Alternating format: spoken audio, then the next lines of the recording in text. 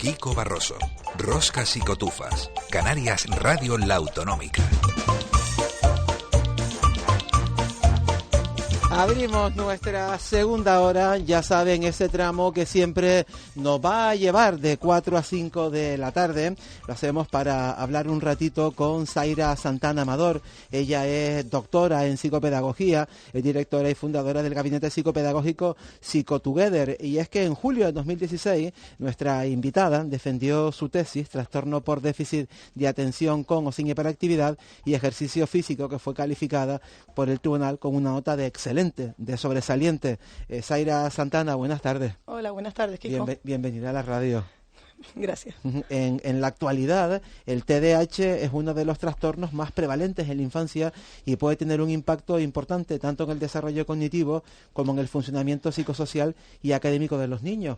¿Qué te llevó a estudiar hasta tal punto de convertirlo en tu tesis doctoral? Hombre, en mi caso intentaba unir pues mi formación en este caso, que por un lado soy licenciada en psicopedagogía y por otro lado soy diplomada, soy maestra especialista en educación física. De ahí que también me gustaba pues, o yo buscaba unir estas dos formaciones para poder desarrollar una tesis doctoral y poder contribuir o al menos aportar algo a la sociedad que realmente pudiera ser utilizado y que no pasara a la historia como simplemente una tesis escrita y se acabó. ¿Por qué te interesaste en el TDAH? El TDAH, pues, sobre todo porque una vez empecé a leer muchos estudios, sobre todo en inglés y demás, que sabemos que, bueno, en América siempre van un poquito más por delante en cuanto a investigación y demás, pues empecé a leer muchos estudios que relacionaban el ejercicio físico y el TDAH. Entonces, bueno, pues por lo que decía de mi formación y pues por aquello de que aún el TDAH se consideraba un trastorno que algunos consideraban, incluso en la actualidad algunos todavía creen que no existe. Entonces, bueno, pues me gustaba esa idea de poder defender y de poder aportar algo. Empecemos por el principio y hagamos un poquito de pedagogía. ¿Qué es el TDAH para que la gente para quien no lo sepa? Bien, el TDAH es el trastorno por déficit de atención con o sin hiperactividad. Es un trastorno del neurodesarrollo caracterizado por un nivel de impulsividad, actividad y atención no adecuados para su edad de desarrollo. Como dijiste antes, deriva en dificultades para regular el comportamiento, ajustarse a normas esperadas para su edad o para su nivel de desarrollo. Y como consecuencia, pues tienen dificultades en su entorno, en el comportamiento, incluso en su rendimiento académico. ¿A qué porcentaje de niños afecta? En España se sitúa entre el 3 y el 5% y en Canarias estamos en torno al 4,29%. ¿Por arriba de la media sabemos por qué? No, realmente aún no hay estudios que digan el por qué puede estar quizás por encima de la media. Sería un dato interesante para poder seguir estudiando y leyendo a partir de ahora. Es otro motivo de tesis doctoral, pero imagino que ya tú acabaste cansadita. Bueno, en cuanto a tesis doctoral, la verdad es que un poquito sí, pero sí que es cierto que cuando investigas y cuando realmente eres investigador, sí que quieres seguir cada día buscando algo nuevo, algo diferente, algo que poder aportar, algo que leer y tú poder escribir y desarrollar. ¿Por qué le pasa a unos niños sí y a otros no? Por ejemplo, ocurre incluso con hermanos, que unos sí y otros no. Bueno, al final es un trastorno del neurodesarrollo o como en otras familias u otro tipo de trastornos, esquizofrenia. Te puede tocar a ti y a tu hermano no. Tú puedes tener diabetes y a lo mejor tu hermano no. Pueden haber muchísimos, realmente hay muchísimos ítems que al final dicen que tienes TDAH, pero que no es algo que sea solo ambiental, es algo un poquito más interno, como hablábamos, ¿no? Ese sistema que tenemos interno nosotros en el cerebro funciona de una manera un poquito diferente. ¿Se hereda el TDAH? Sí, también es un trastorno también hereditario, sí. Y a veces se puede dar en un hermano sí, en otros no, como decimos, e incluso en dos miembros de una misma familia se puede dar.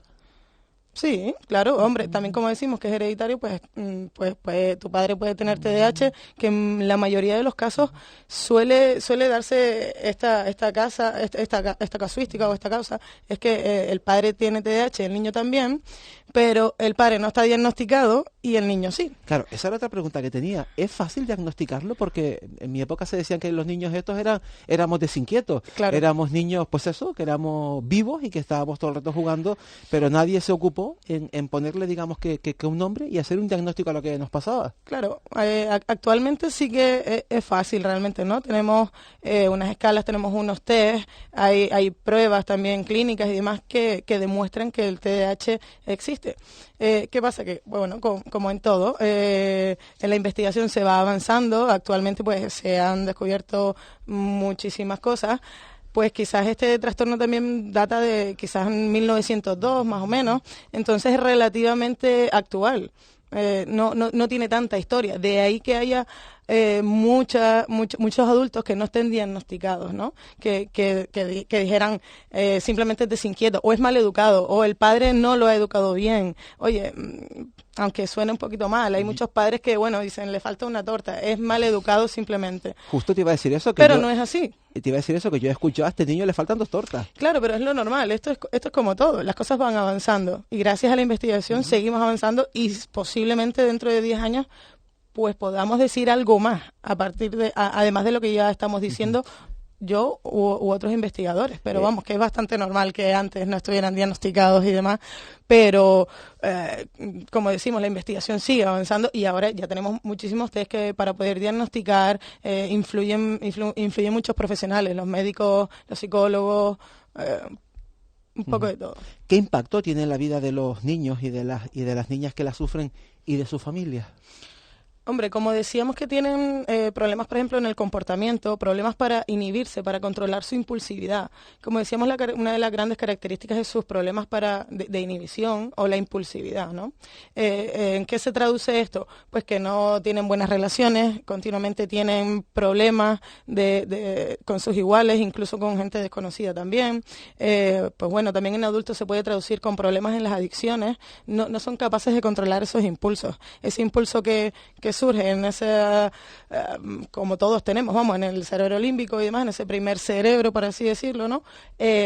Cuando llega a la parte prefrontal, que es donde surgen pues, las funciones ejecutivas, más conocido como esa voz interior, que no todos tenemos, que decimos, eso no lo hagas porque no puedes responderle así a tu padre porque te van a castigar. Esa es esa voz interior que todos tenemos, que son esas funciones ejecutivas y demás, el control inhibitorio, que en los niños con TDAH funciona de otra manera, claro. O en las personas con TDAH funciona de otra manera, de ahí problemas de comportamiento, no son capaces de controlarlo, les llega la información un poquito más tarde. Claro, es ahora que tengan dificultades en el desarrollo cognitivo, en sus relaciones, en la actividad académica, en la vida social, en la vida afectiva incluso.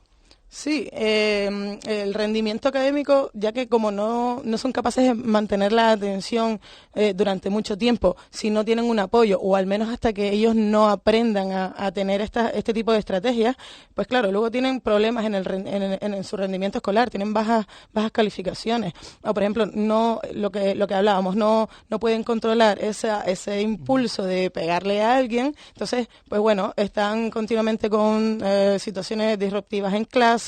Al final no tienen amigos tampoco, nadie quiere compartir con ellos ni en juegos, ni durante el aula tampoco, ni hacer un trabajo, por tanto tienen bastantes problemas en cuanto a sus relaciones. Es el típico niño que no aguanta un galpazón en el culo, dirían nuestras claro. madres, que no aguanta 3, 4, 5 minutos quietos, sentado en el pupitre.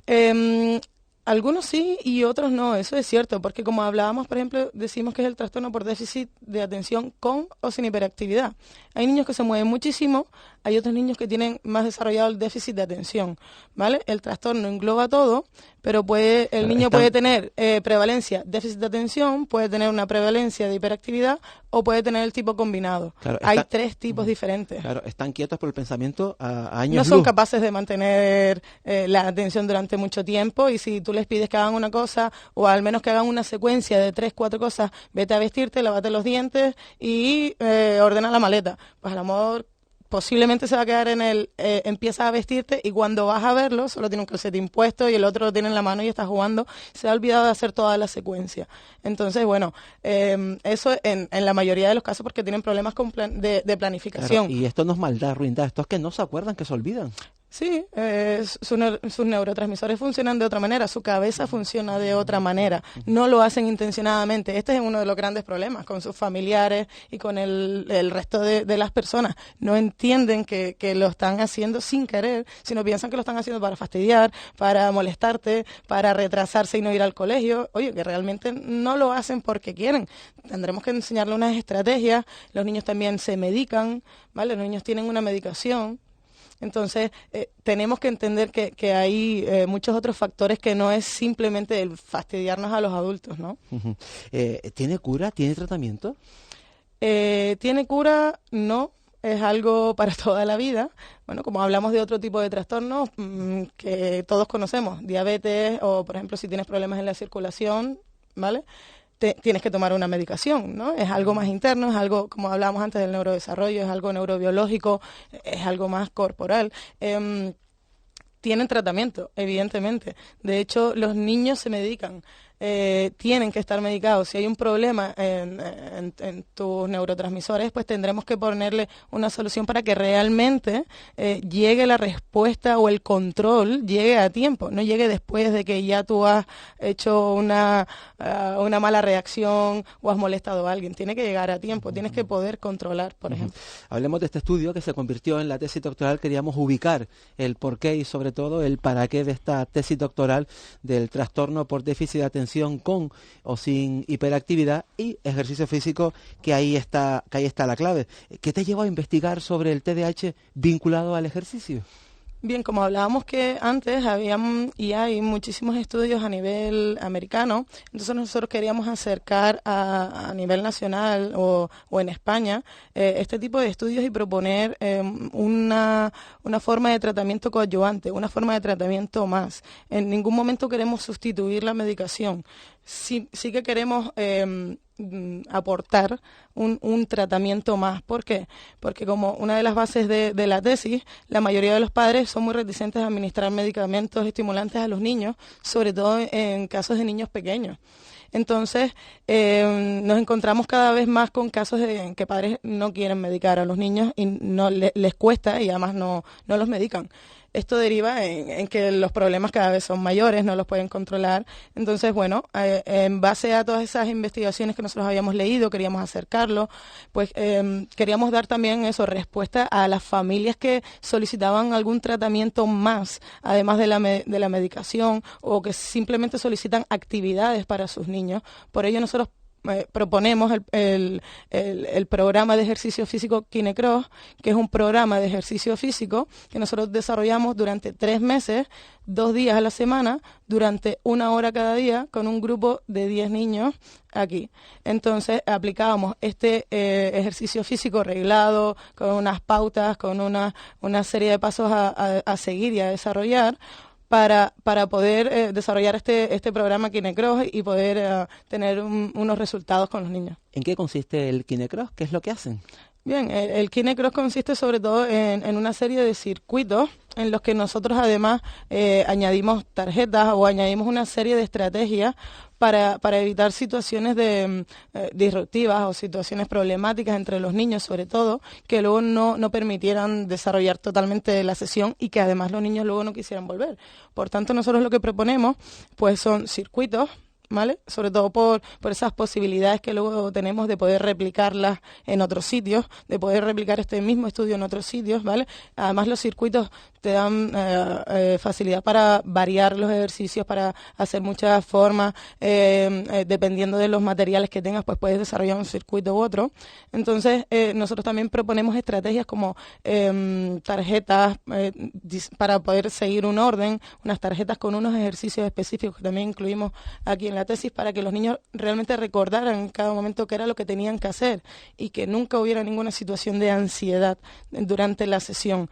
A su vez, pues por ejemplo, trabajamos con un cronómetro audiovisual, ¿vale? ¿Por qué? Porque los niños tienen problemas para controlar el tiempo, tienen problemas para la planificación. Claro, y no debe ser lo mismo, Zaira, niños de 5, 6, 7 que de 12 o 14 años, que incluso las nociones espaciales son distintas. Claro, nosotros en el estudio, nuestra muestra está encuadrada entre los 8 y los 12 años.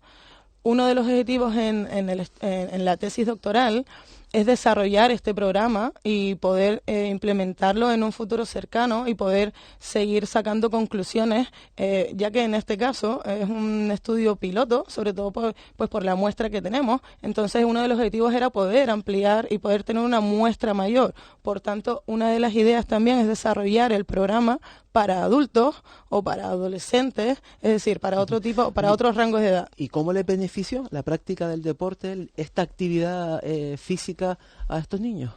Entre las conclusiones que nosotros hemos tenido en el estudio o en la tesis doctoral destacan pues las mejoras en el comportamiento. Destacan, por ejemplo, mejoras en la memoria o en la atención selectiva durante o después de las sesiones. Hemos comprobado a través de test y también pues con observación directa o con entrevistas con los padres. ¿Qué tipo de ejercicios son los que componen KineCross? ¿Hay mucho ejercicio físico, una mezcla de físico-mental? No, en nuestro caso el programa de ejercicio físico KineCross es ejercicio físico.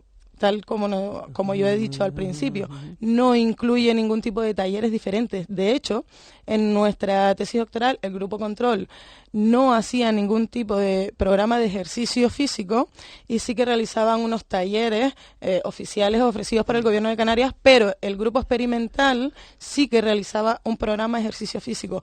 Ese era el kit de la cuestión realmente. Nosotros queríamos comparar qué diferencia había entre aplicar un programa de ejercicio físico y no aplicarlo a dos grupos de niños con TDAH diagnosticados, medicados y demás. Es decir, esa era la base, demostrar que el ejercicio físico era beneficioso para el TDAH. ¿Y cuál es el gran logro? ¿Cuál es la diferencia entre quien hace el ejercicio y quien no?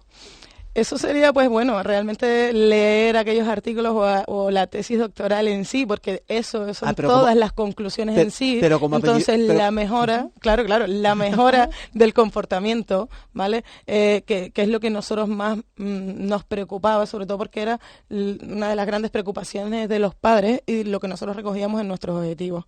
Por ejemplo, el control inhibitorio también mejoró mucho más en el grupo experimental que en el grupo control. Eso era algunas de las conclusiones que nosotros tenemos. El control inhibitorio, que lo relacionamos, pues eso, el poder controlar la impulsividad, el no tener esos ataques de ira y no controlarlos cuando estás en determinadas situaciones. Podemos decir que la tesis doctoral, con perdón, es un ladrillo de 405 folios, además tamaño folio, sí, tamaño DIN A4, que es un ladrillo, menos mal que has venido, que prefiero que tú nos lo cuentes porque será mucho más rápido. Esto es como ver la peli a leer el libro. Ya que has venido, es mejor que tú nos lo cuentes. Sí. Claro, porque ¿y estos niños eran capaces de seguir esa tabla de ejercicio? ¿Eran capaces de seguir esa secuencia?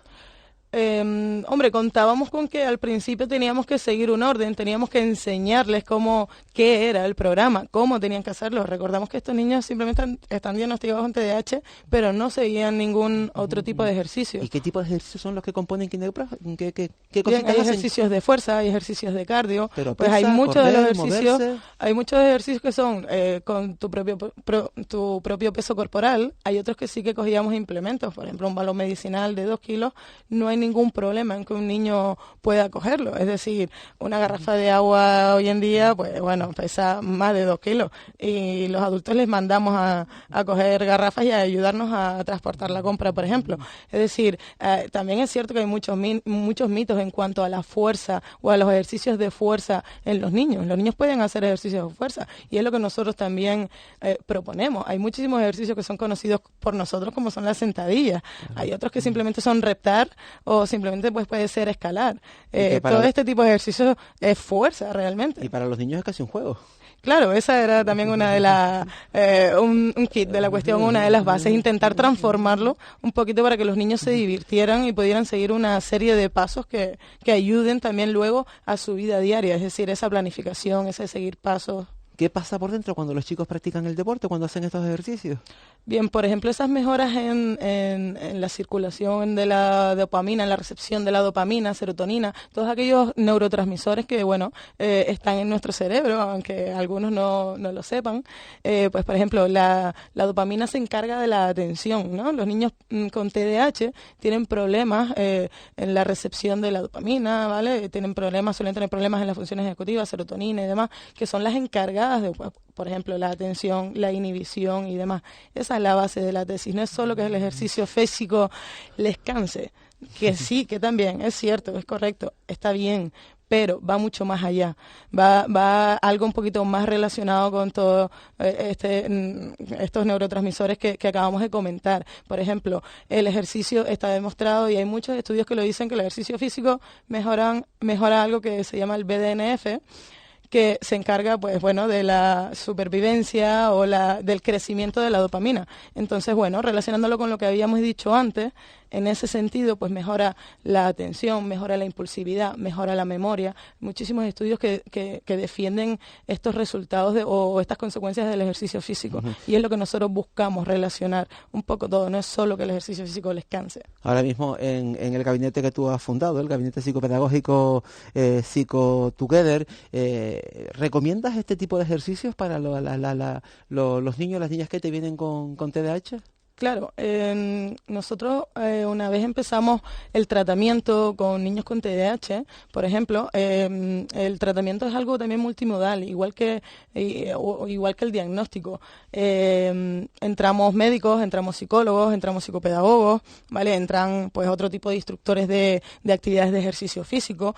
Los niños tienen una diversidad en su tratamiento, como hablábamos, la medicación, tienen que estar vigilados pues por un médico o un psiquiatra en sí que les pueda administrar una medicación o modificarla en caso de que sea necesario, tanto para subirla como para bajarla, uh-huh. que es lo que nosotros buscamos con el ejercicio físico. Con el tratamiento que nosotros recomendamos, por ejemplo, del ejercicio físico, lo que buscamos es quizás poder reducir un poquito esa dosis en la medicación, buscar que los padres pues puedan medicar a los niños con un poquito menos de miedo y que puedan pues realmente pues ayudar a que el niño pues no tenga tantos problemas en controlar su comportamiento. Uh-huh. Este tipo de ejercicios, esta práctica de este tipo de ejercicio físico, ¿tiene que hacerlo un especialista? ¿Lo puede hacer la familia? ¿Es alguien que tiene que estar entrenado para hacerlo? La práctica de ejercicio físico cuando se dirige en un programa como este, y son ejercicios muy específicos, siempre se busca que estén vigilados por un instructor que ya esté formado, porque cada ejercicio que se haga en cada repetición puedes irte lesionando poquito a poco. Posiblemente al niño no le pase nada, sobre todo en el caso de los niños, pero como también hablábamos, uh-huh. buscamos aplicar este programa a otro rango de edad. Entonces sí que es básico que cada ejercicio esté controlado, los rangos de movimiento, la velocidad de ejecución también, hasta dónde puedes mover o hasta dónde debes llegar. Entonces la idea sí que es que estén controlados por un instructor, aunque en nuestro caso, por ejemplo, durante la tesis aprovechamos para que muchos de los ejercicios pudieran desarrollarlos en casa. ¿Por qué? Porque hay ejercicios que no hay problema ni hay peligro en que los puedan hacer en casa, porque tenemos claro que no se van a lesionar. También lo que nosotros hicimos como estrategia motivacional o como una estrategia más y una herramienta más del programa fue enviarles determinados vídeos de los propios niños, además, haciendo los ejercicios, por ejemplo, con bandas elásticas, para que ellos pudieran luego hacerlos en casa también. Zaira Santana Amador, doctora en psicopedagogía, además con esta tesis doctoral que ha tenido la amabilidad de traerla a la radio. Por fuera es muy optimista porque vemos la silueta de un niño. En la cabeza tiene sus cosas porque tiene juegos, tiene engranajes, tiene además una pieza que se utiliza mucho. Que es una pesa rusa que está muy de moda se usa mucho en el gimnasio. ¿Cómo se llama este tipo de deporte? CrossFit. El CrossFit. Es una pieza que se utiliza mucho en el CrossFit, pero el niño es así como de color fucsia sobre un fondo verde que invita al optimismo, y yo creo que el niño termina por sonreír. Sí, yo creo que además los niños no es que terminen por sonreír, sino que siempre están sonriendo. Que quizás es algo que sí que nos ayuda mucho durante el programa, pero la realidad es que los niños empezaban sonriendo y terminaban sonriendo aún mucho más, y sus familias Después también. De esta tesis, ¿satisfacción por la ayuda que ha supuesto para los niños y las niñas con TDAH? Muchísima, sobre todo con la satisfacción que tenían los familiares y también los niños. Eso para mí supuso, un avance, un golpe de motivación. ¿Por qué? Porque, como decíamos antes, la idea es seguir desarrollando el programa, poder aplicarlo en un proyecto un poquito más grande a nivel nacional. Oye, nos preguntan a través del WhatsApp de la radio, y lo preguntan en concreto 3 personas, ¿dónde está el despacho y si trabaja fuera de Gran Canaria? En No mi sé- caso sí que... No sé por qué el oyente da por hecho que estás en Gran Canaria. Hombre, quizás a lo mejor a través de nuestra web, pues bueno, han visto que yo estoy aquí en Gran Canaria y a lo mejor pues siguen, pero sí que trabajo fuera del gabinete. Nosotros estamos haciendo charlas también en diferentes asociaciones, colegios que nos han llamado, y nuestro gabinete está en la zona de Tomás Morales. De todas maneras, en nuestra página web o en nuestras redes sociales pueden localizar fácilmente nuestra dirección, que es en la calle Luis de la Cruz. Vamos a dar la web, ¿cuál es? La web es www.psicotogether.com. Muy fácil. Psicotogether.com. ¿Y en Facebook están? Estamos en Facebook, estamos en Twitter, en Instagram. Y se llaman igual en todos vídeos lados, YouTube. ¿verdad? Sí, correcto. Psicotogether. Esa es la palabra clave para encontrarla. Zaira Santana, gracias por haber venido a la radio y enhorabuena por este trabajo. Muchísimas gracias, Kiko. Mucha suerte. Buena tarde. Mucha suerte. Buena tarde. Mucha suerte. Buena tarde. Mucha suerte. Buena tarde. Mucha suerte. Buena tarde. Mucha suerte. Buena tarde.